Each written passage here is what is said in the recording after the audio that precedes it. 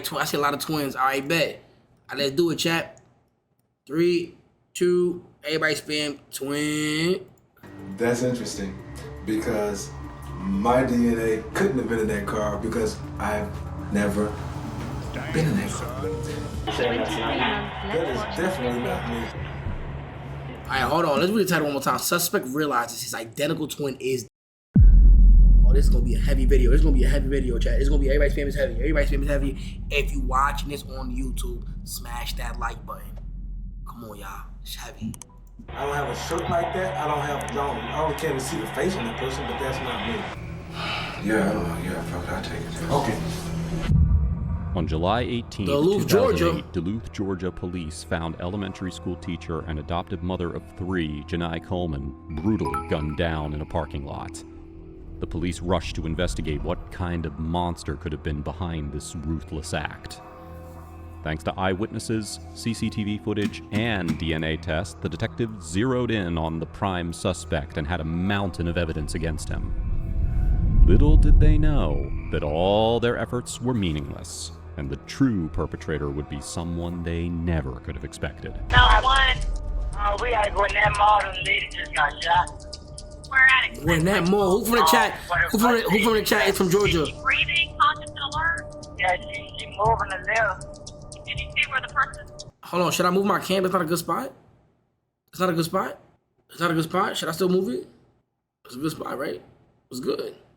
Yes, it did it. Yeah, he was in a car, but he pulled off. Like, it was like a beige car. It was 9 p.m. on the 18th of July in Duluth, Georgia, and Janai Coleman was doing what she always did on Friday nights, waiting to pick up her daughter. Hey, what year was She had it? parked What her year? gold Dodge Stratus near Gwinnett Gold. Place Mall just outside Red Lobster, where her daughter was finishing her shift. This was her routine. 2018. Safe. We come back to God in But me. that night, something was off. As Janai sat in her car, a man emerged from a nearby gas station with a gun in hand. Before she could even process what was happening, he was at her window, ordering her to get out of the car. Janai had no chance to react. Before she could even have time to plead or fight back, she heard a gunshot. Damn. A single, deafening blast echoed through the lot. The bullet had torn its way through Janai's chest. But the attacker wasn't done. He dragged her from the car and tossed her onto the pavement like she meant nothing, before speeding away in her vehicle, leaving her in a pool of her own blood as she called out in pain for help. Some witnesses rushed to help Janai, while others called 911. When the paramedics arrived, they stabilized her, racing against time to save her life. But just 10 minutes into surgery, Janai succumbed to her injuries. Damn. The news shattered the Coleman family. R.I.P. chat. Why would anyone want to kill her? A beloved mother, teacher, and friend who stayed in her lane, avoided trouble, and lived her life with kindness and purpose. So the detectives had just one question. Was this really just a carjacking? The act felt personal, too violent and too bold, more like a crime of passion. But little did they know the investigation was about to take a turn that no one saw coming. While detectives couldn't yet determine if this was a crime of passion or just a random carjacking, one thing was certain. They needed to find Janai's car. For nearly 24 hours, the search turned up nothing. But then, on the 19th of July, 2008, a call came in. Janai's gold Dodge Stratus had been found abandoned, sitting 30 miles away from the crime scene in Forest Park, Clayton County. The car was immediately towed to the crime lab, where forensic analysts began their meticulous examination. The inside of the vehicle looked untouched, nothing out of place, except for one thing. A cigarette butt was wedged under the driver's seat. Now that seemed insignificant at first, but once the detectives knew that Janai didn't smoke, they realized that the cigarette could potentially belong to a killer. GG's. If they could extract DNA, they could find exactly who took Janai's life. But the detectives had no idea just how complicated this was about to get.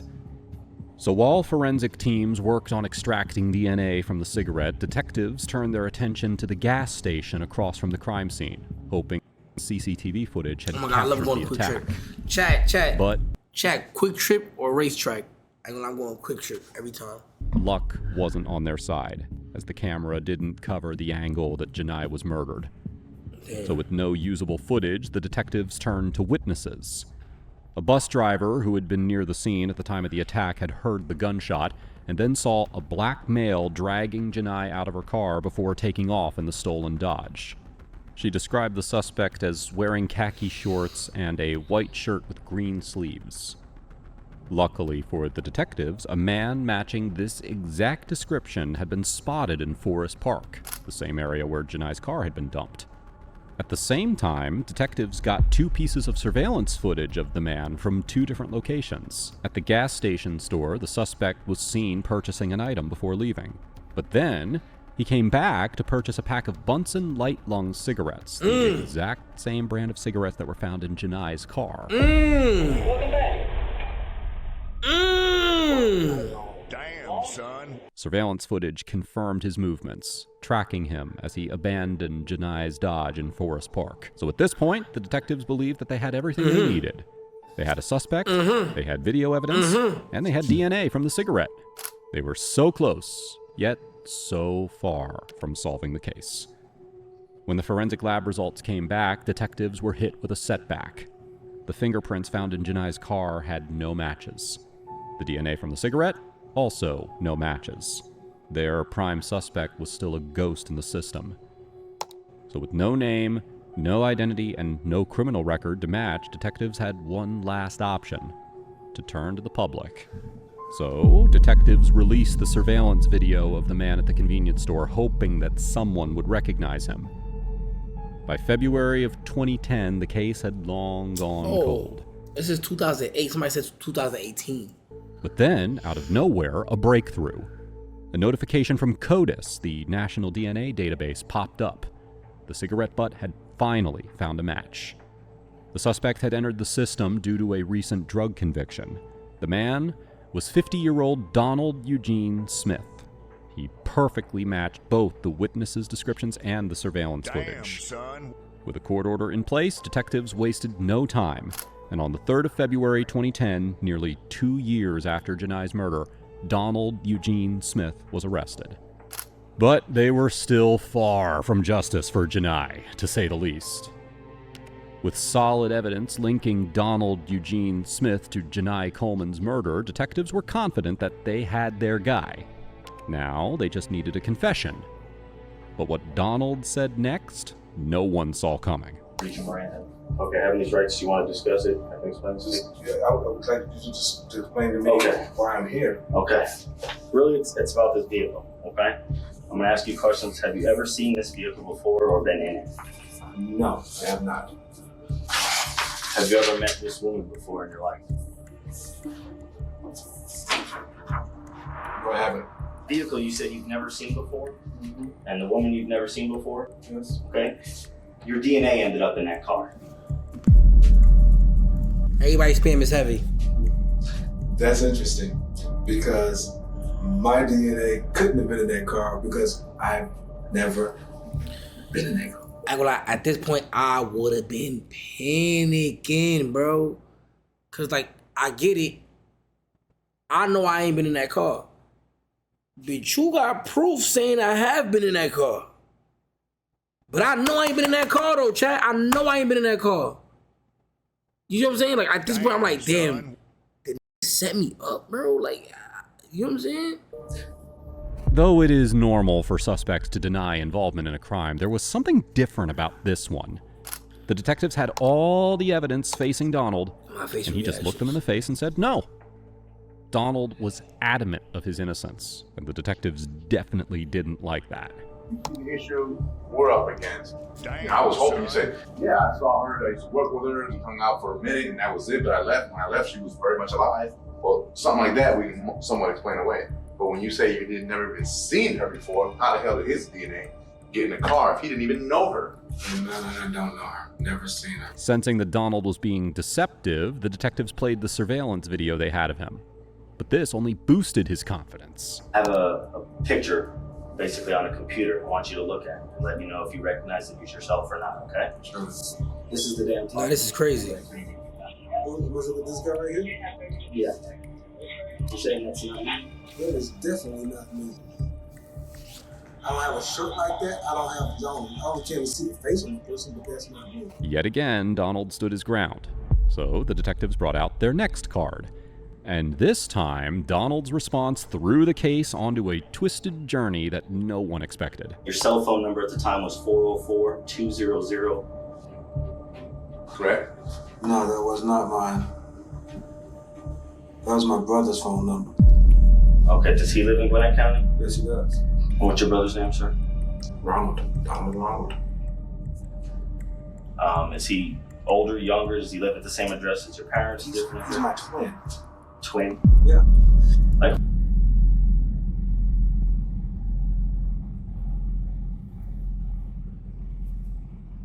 Oh, no, it's getting heavy.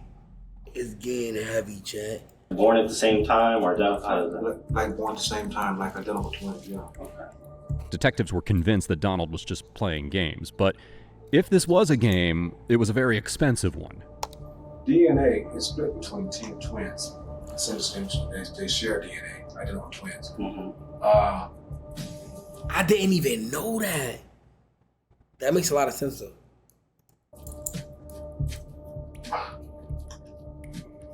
I've never been in that car. For me or Detective Cruz, how would your DNA get in that young lady's car? I've never don't know the young lady, never seen her. There would have to be somebody who shares my DNA, obviously. Conclusion, I'm jumping to what you're saying. So he's saying his if brother. somebody shared DNA, then it will have to be either you or your brother. Obviously. What's his phone? What color is his phone? Look, hold on. I'm not going to implicate nobody else in no crime. You're not implicating. I'm just asking you what color is your brother's phone. Do you know where he's staying? Yeah, as a matter of fact, I do. Where is that, sir? I don't know. Well, because now you're gonna. Now I guess he's gonna be the suspect. No, I need to talk to him. If your brother did something that's Did they tell him what they I guess his brother did? Did they? I don't think he know. I think now he catching on like, oh, this some serious. You know what I'm saying? stupid, you need to go ahead and just extricate yourself from the whole situation. You're right. I don't think I need counseling on that. This is a difficult moment. I understand. Previously that you would do a polygraph. Do you want to just do that? No, but I want to know. Now, when I refuse this test, you gonna go ahead and book me and take me over where you gonna take me to? Right now, you weren't charged. You are under arrest. Oh my God, you being charged. I'll tell you what, I'll just go ahead and give you some time. Yo, low key, this is such a tough position to be in. Giraffe pussy with the big 5 gift big. Yo, this is W5, bro.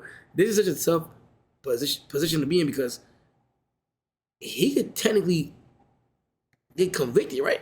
Like, they could probably land some shit on him, chat. Like, assuming that nothing else, right? Because, like, I ain't gonna lie, lawyer, chat. Lawyer, everybody's paying lawyer. You want some fresh water? No. Donald indeed had a twin brother. But were the two accomplices? Or was Donald trying to throw his brother under the bus? Or is he telling the complete truth? Hoping to find out, the detectives ran a polygraph test. Damn, and Donald failed woefully. Now, obviously, when we show you the video before, obviously you said it wasn't you. You had mentioned to me son. that you felt strongly it was your brother. Yeah. Now, in fact, when I taken this polygraph, I had no reservations about taking that whatsoever. The lady says that it showed deception when she was asking me the questions. The only thing I kept seeing was my brother doing something like that. It's devastating, actually. As if anyone that we know, mother and father, was to see that same video, anybody that we know that that's him. And not only by demeanor, but certainly by dress. The detectives played the CCTV footage for Donald's sister, mom, and dad, asking them to identify which of the twins was in the footage. And they said it was indeed Ronald in the footage. Additionally, on a smoke break from the interrogation, Donald hand-rolled his cigarettes, something entirely different from the brand found in Janai's car. So now the detectives were confused because Ronald had no criminal history, so everything pointed to Donald. Ronald was called in for an interview, which he refused, and then he began to dodge the police. They eventually... You could roll your own cigarettes? I didn't even know that. ...found him hiding in his parents' home. The detectives had focused all of their efforts on Donald, but now, for the first time, Ronald became their new focus. On the 5th of February 2010, Ronald was arrested and brought in for interrogation. We're in a detention type situation, okay? Can you, whatever you're gonna say, could you put it on hold for just a little while? Why is that? Can you? You say I'm gonna be here for hours, and can you just put it on hold for a little while? I think you need to draw some blood or something. You want him to draw the blood first? Well, you tell me what you want to do. I mean, I want to talk to you, but before I can talk to you, I gotta read you. I gotta read you your rights. Well, you don't have to arrest me right now. What do you mean I don't have to? Well, what do you mean, Ronald? Explain to me. I mean, I have to get this done. This is just a formality. Wayne and And then we just talk, and that's fine. If you tell me come back in a little while, I'll come back in a little while. But I have to do this by law. I have to. well, you wasn't by law when you was. We were sitting down talking, and we're having a Hated smoke. being a grunt. I have to advise you of your rights. The fingerprints have come back, okay, and the fingerprints are a match. Damn, son. So for us to discuss the matters of the fingerprints and the other things, I have to advise. Do identical twins have the same fingerprint check? Damn, son. Or no? Big 21 months. Okay. You have the right to remain silent. I'm just congratulated right now. I can't. Okay. All right. I'll leave you with your thoughts, and then I'll come back in and you let me know. But you do. So the understand DNA is the same, but not the fingerprint. Okay, got it. Perfect. Bet. Okay, one other thing. See So, that. so then my brother can be released? Damn, son. The truth, though, was that the detectives couldn't release Donald until they were absolutely certain that neither of the brothers was playing games. Okay. I'll get a different phone for you to use. Unless you want to use yours. I mean, it's your minutes. It's up to you. I might as well burn them up. Okay. I'll get it for you. Sit tight.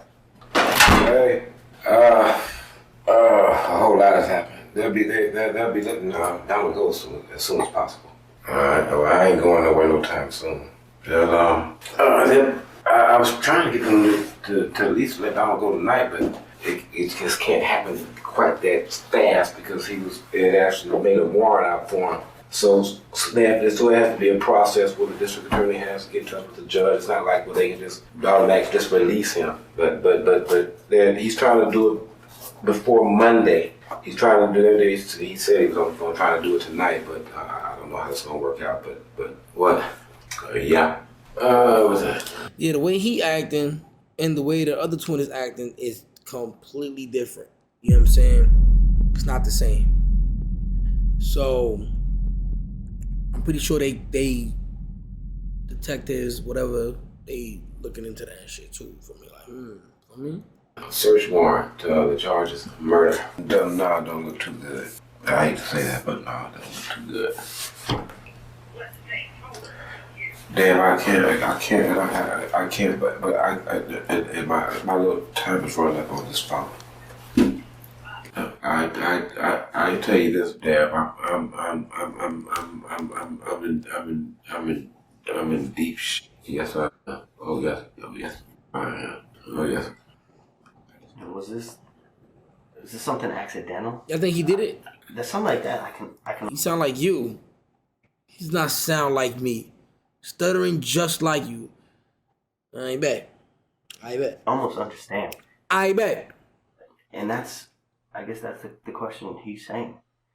Accidental makes more sense, and that's what he was alluding to. You seem to have so much emotion right now. Obviously, you care for someone for 45 years. That's something more that I can understand, but just looking for some understanding. What was said? What was said that made you, that either set you off? Yeah, I guess the only words I could say, like, maybe set you off or angered you. Well, everybody saying it's him, basically. For things to have gone the way that they did. I'm not prepared to go to nothing like that. I'm just not prepared to go into nothing like that right now. I'm just not. Or just because emotionally you can, or is it draining, or? No, I'm just not prepared to give any kind of a statement. Okay. So is he saying he did it? You might be prepared to talk to us about it. I need some time. I need to get past the hard. The what? I'm sorry. Would you like to see your brother? I just want my brother to go. Your brother really wants to see you. He misses you and he's worried about you. He asked me, "Can I see my brother? I really would like to see my brother." Those are the exact words out of his mouth. He did bad. I want to see my brother. Talk to him today. He's right next door. He's sitting in that room right there. You serious? Damn, son. I swear. He wants to see you. But you can't let him go. Why don't I do this? When I bring him in, you guys let him see you. He's worried about it. He can't see me right now. He's dying to see you, man. All he wants to do is hug you and tell you that he loves you. And that he's going to be here for you. Not right now. So you want me to go next door and tell him that he's 4 feet away from his brother? Yo, is there a reason why the detectives are pushing for them to meet up? And we still good, Fanum troop. And we still good, my heart. We still good. Is there a reason? Is it like so he can confess? That's what you're saying? It got to be like a tactic, right? Body language, confession, manipulation. Okay, blah, blah, blah. Brother in cancer? Yeah, doing that. Alright, I'll go over there and tell him.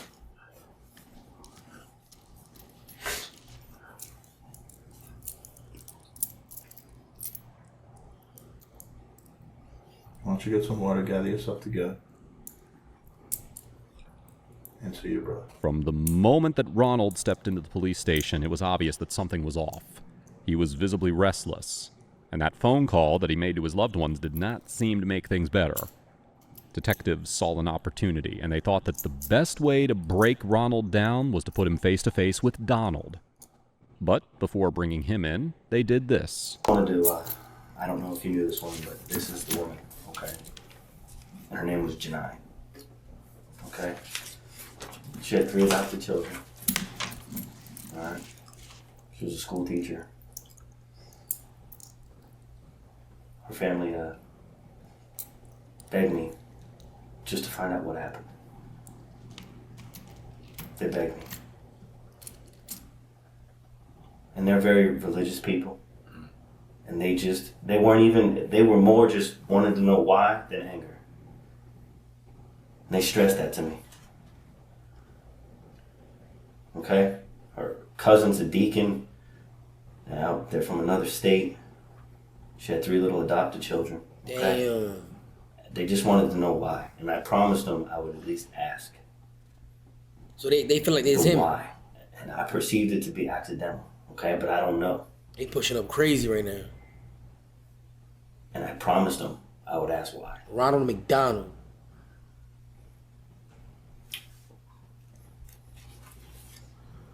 Damn, son.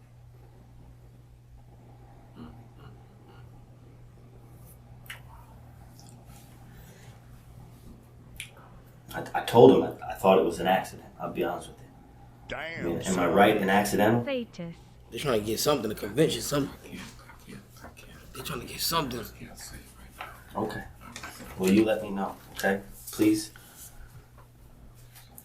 Because I made them a promise I would try to just know why. They don't even care about anything else but just to understand what happened and why. Okay? If you need something, just knock on the door. Okay. If I had a twin? Trying to push for a confession, the lead detective used Reed Interrogation Technique 7, offering Ronald a socially acceptable reason for the crime. Usually, most suspects jump at this chance, eager to minimize their guilt. But Ronald was so devastated that he shut down completely. So, they sent in Donald. Oh my God, it's heavy. Look. It's heavy. Oh my God, it's heavy. You're gonna be alright. It's gonna have to be. I'll tell you what's gonna happen though. When they take you to jail for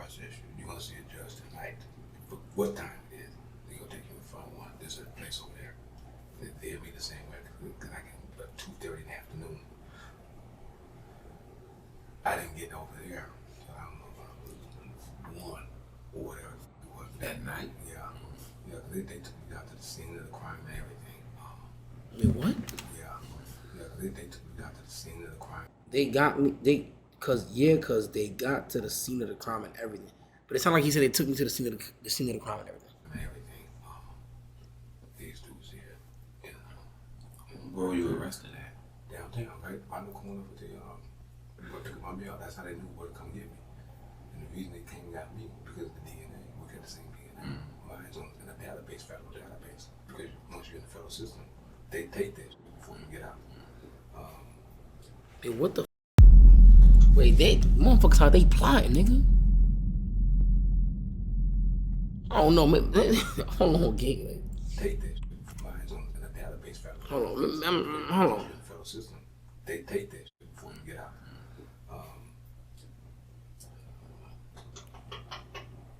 I'm gonna go see a judge. That's the first thing that's going to happen. Yeah. And they dress you up.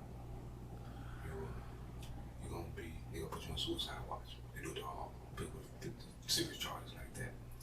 And they put you in a cell that got a lot of glass on it. And they put you in some, you'll be naked. Except for some gown. That's a padded gown. That's that, that. Man, why he saying all this? What? Strap it off. Like a Velcro. Yeah, and a padded blanket on a little mat. But they'll be there for at least 3 days, at least 72 hours. And then somebody gonna talk to you every day, but you'll just be able to see them out there. And yeah, don't get nobody no motherfucker. They got no motherfuckers running at the cookies. I'm talking about looking like they getting ready to go on a battlefield. They got so much shit on them. I mean, unbelievable. And also, all of them got them good days, the guns. He trying to prepare him from jail. You feel me? He's running it down for him. He just put him on. Oh, but like, I thought he ain't been to jail before. Or is he saying he has? I might have missed that. He has. Oh, Donald has. Okay. You know what it is? Oh, can I be honest? The Ronald it was confusing me a little bit. The Donald. I was getting confused a bit. I'm just be honest. I was demanding that you go. Like pretty much. For me? I want you to go tonight. He said it's just a process that got to be go through or something. All right, bet. I mean, because they're going to let you go. No, I know that. But I was trying to get to do it now. You know, now, but it's something about once you was already, a warrant was sworn out. Yeah, you know, they have to go through this return or something. I said, well, so does that mean till Monday? No, sometime, I don't know.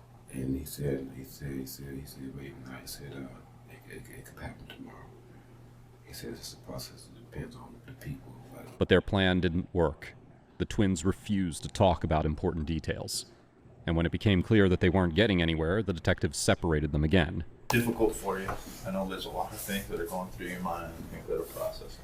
I understand that.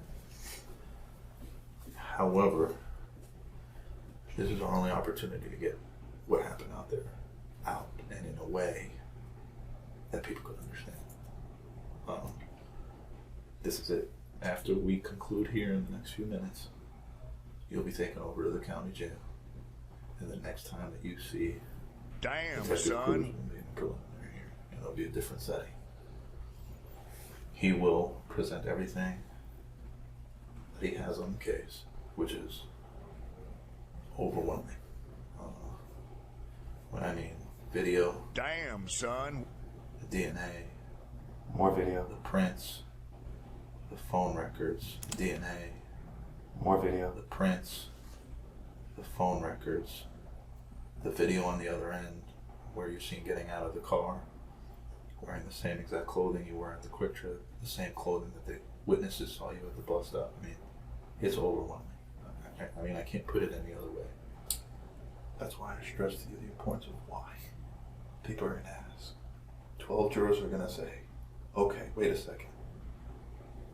Why did this happen? And they're gonna look at us and we're gonna explain. We sat with them, we gave them the opportunity. This is what happened. Some things went wrong. I don't know if some insults were thrown out there. I don't know. You haven't been, the interaction I have with you, what happened out there just doesn't match up to you, but obviously something went wrong. Something went wrong. I'd like to know. Detective Cruz would know. I don't know the family would. The family's not even mad at you. Do you know that? The family, the only thing that family look at stuff like this is closure. You know, this whole time they're in this realm of why did this happen? Why is this going on? They're not mad at you. They just want to know why. Because they still haven't got a confession, right, Jack? Is that what it is? They still haven't got the confession, so they got to keep pushing. This the whole point. This the whole reason. She had to go away. That's simply put why they want to know. I can't begin. I don't know. I wasn't there. I have no idea what things set you off that day. Damn, son. Ended up with you in Forest Park, her here, and her not with her family anymore. You fed up? That's what we're looking at. They got evidence, but it can't hold up in court. She's not here. She has a bunch of children. She had 3 adopted children that she had. She was a church-going lady. She was sitting there waiting on her, I believe her daughter that worked at Longhorns, I believe. Red Lobster. I'm sorry, Red Lobster. That's all she was doing, just waiting, minding her own business. And for some reason, her world and your world connected. The reasons why, I don't know. Do I want to know? I think everybody would like to know. It's important. I don't think you're a cold, calculated murderer. I don't believe that. But something, either she said, you guys had a disagreement, something went wrong at that car, and she's no longer here anymore. And all we're looking to do is essentially find out why. That's it. When it all boils down to it, that's all we want to know. And I want to say something. I want to say something.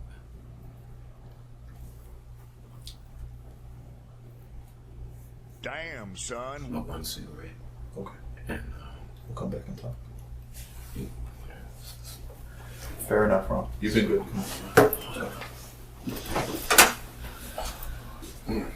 Somebody get me a smoke? Ronald had gone to the bathroom to smoke a cigarette, but the detective who followed him could not believe his eyes. Ronald had lit up the exact same brand of cigarette that was found at the crime scene. So back in the interrogation room, the detectives changed tactics, and they shifted their seating, sitting in front of the camera rather than having Ronald stay there, assuming that if he didn't feel that the camera was on his face, he might let something slip. And they were right. And why? It was an accident. Oh. Great accident. Spam. It was a hair trigger. Whew.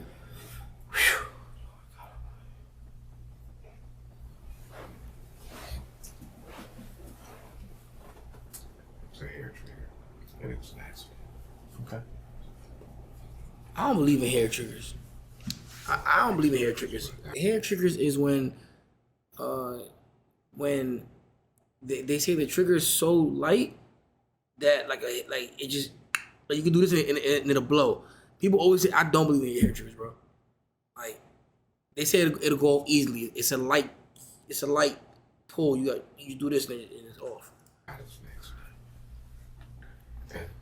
You got heavy fingers, bro. Hair trigger, cause I should have known it was a hair trigger, cause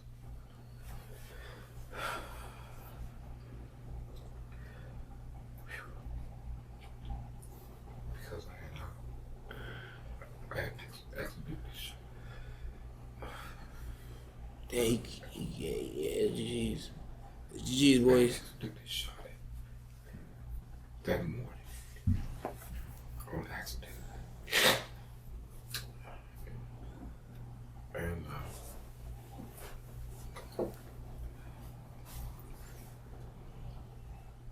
set out to take a car. It was something I'd done before when I was way younger. Heck, right. But always in my mind, it was if the gun was just for I think he's trying to reduce his time, Chad. Trying to get less there time. wouldn't be much resistance.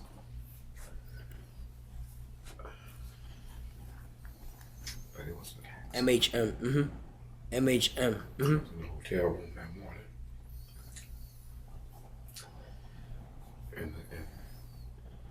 And the gun went off. I had it in my hand and it handed down. But I barely touched it. And the same thing happened later that day.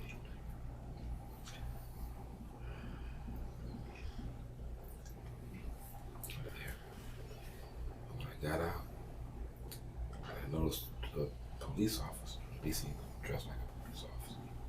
I guess he was like doing extra night duty or something. I mean, just an extra job. Moonlighting, yeah. Right. And I didn't see him at first when I parked the car. So then I kind of walked towards him because I wasn't sure if it was the officer or police or not. So I walked towards him like I was looking for something. And then I was on the phone. And oh, yeah. I was on the phone. And I tried to play it off like I was looking for something.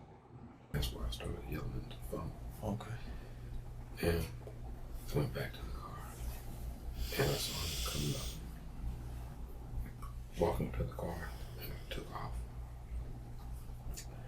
And I seen him on the radio.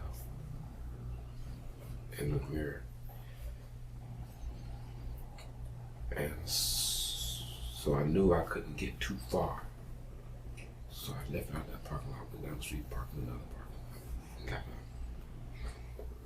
I went to the hotel, but it was, I did not mean to shoot that one. It was a hair. Damn. And I didn't drag her out of the car. So who did? It wasn't like that. Okay. The gun went off and she said, "You shot me."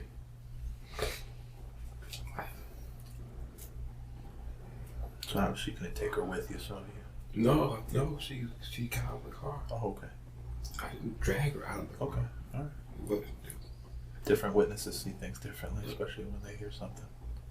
I did not drag that woman out of the car, period. I wouldn't care what anyone say. I did not do that. Right. I didn't mean for the gun to go off in the first place. You're just trying to get a car. She got out of the car.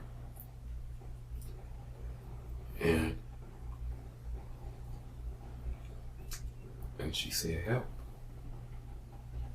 And I was getting in the car, and she said, "Help" again. Only lighter this time. And I drove off. Panicked, right? Just trying to get out of there, I would imagine. I just wanted to get out of there. That's reasonable.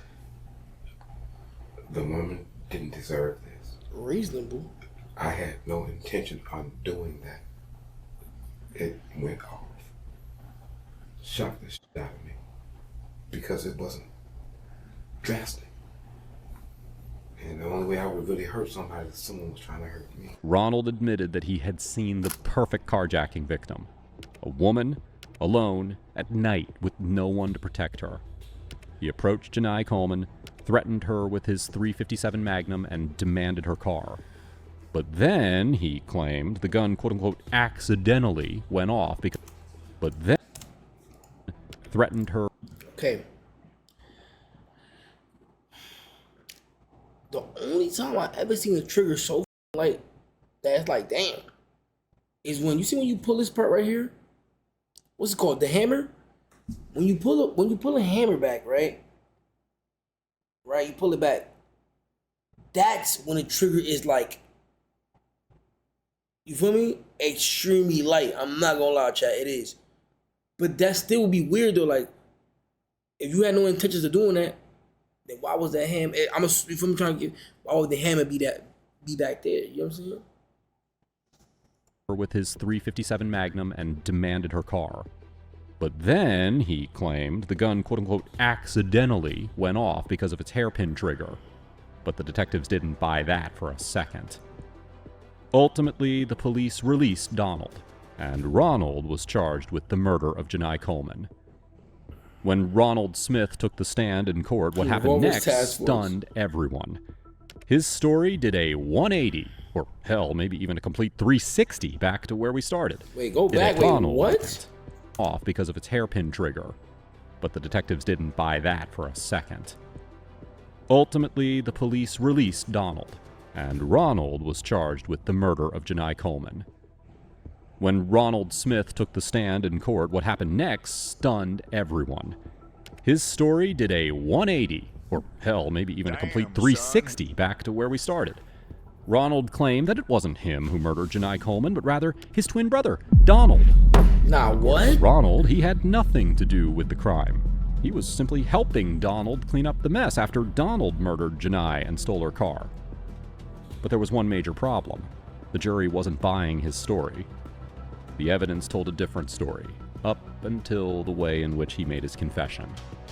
Ultimately, Ronald Smith was found guilty of the murder of Janai Coleman.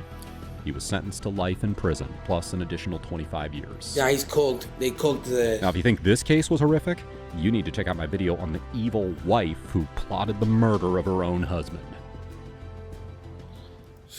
Nah, what the hell, champ? Nah, that was crazy, champ. Like RIP. Now, I was talking about the revolver shit. When you put this shit back, because, like... let me show you a video. Cox and release... Okay, you see this? You see this? Okay. Okay, you see how he pulls it? And the hammer is going back as well? You could actually just pull the hammer by itself. And then, like, this shit'll be, like, lighter, I guess. But the fact... Yeah, that's the only thing I can think of, like, he probably talking about. But regardless, like, even if you pull this shit back, that means your shit ready to go. You know what I'm saying, chat? Releases the hammer to fire. In single action operation, the hammer is drawn back to the cocked position and held by the seer. This is what I'm talking about. Let me move my camera. Hold on. Let me move my camera. This is what I'm talking about. Squeezing the trigger releases the hammer to fire. Like, did you see how little bit of they had to squeeze it right there? Hammer to fire. You know what I'm saying? Whatever. All right, chat. Anyways, it's called half cock. Yeah, whatever that shit is. That's what I thought. I don't like revolvers, bro. I don't like that. I've had some before, but I don't like that shit. I ain't gonna cap. I do not like them bitches, bro. Ain't gonna lie. I go to the gun range game and I miss every shot. Son. I miss every shot, bro. I fucking suck, man. Give me my Glock 19, bro. Give me my Glock 17. Give me my Glock 26. Give me my Glock and Glock we trust. I ain't gonna lie. I cannot stand revolvers, bro. I can't hit. Yo, I fuck that shit, man. Can't hit that. I can't save my life, man. Not with that shit. I can't. I don't know why. Snubby eating the that shit. Give me my Glock. Give me my 17 bullets, nigga. Give me my 17 bullets, bitch. Give me my 17. All right, chat.